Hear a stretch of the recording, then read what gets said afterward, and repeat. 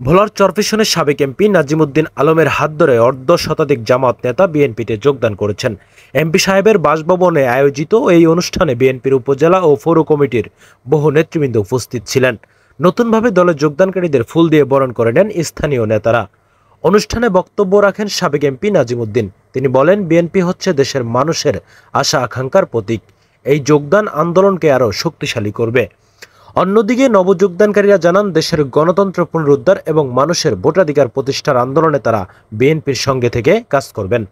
এ ধরনের যোগদানের মাধ্যমে চরফ্যাশনে বিএনপির সাংগঠনিক শক্তি আরও সুসংগঠিত হবে বলে আশা প্রকাশ করেন দলীয় নেতারা। বিপুল পরিমাণ নেতৃবৃন্দ বিএনপিতে যোগদান করেছে। আমাদের প্রিয় নেতা, আমাদের নেত্রী দেশনেত্রী বেগম খালেদা জিয়ার হাতকে শক্তিশালী করার জন্য তারেক রহমানের প্রতি সম্পূর্ণ আস্থা রেখে, বিশ্বাস রেখে আজকে বিএনপির পতাকা তলে সমবেত হয়েছেন। আমি চরফ্যাশন উপজেলা বিএনপির পক্ষ থেকে সকল পর্যায়ের বিএনপি নেতৃবৃন্দের পক্ষ থেকে মোবারকবাদ জানাচ্ছি, আন্তরিক অভিনন্দন জানাচ্ছি। যে নিশ্চয়ই তাদের কিছু কর্মকাণ্ড, সেই কর্মকাণ্ড পজিটিভ ছিল, ইতিবাচক ছিল। বিএনপির রাজনীতি সঠিকভাবে পরিচালনা করেছেন এবং সে কারণে আমাদের বিএনপির আমার অতীতের কর্মকাণ্ড সবকিছুর উপরে বিশ্বাস রেখে, আস্থা রেখেই আমার মনে হয় ওমর ফারুক সাহেব আমাদের দলে যোগদান করেছেন।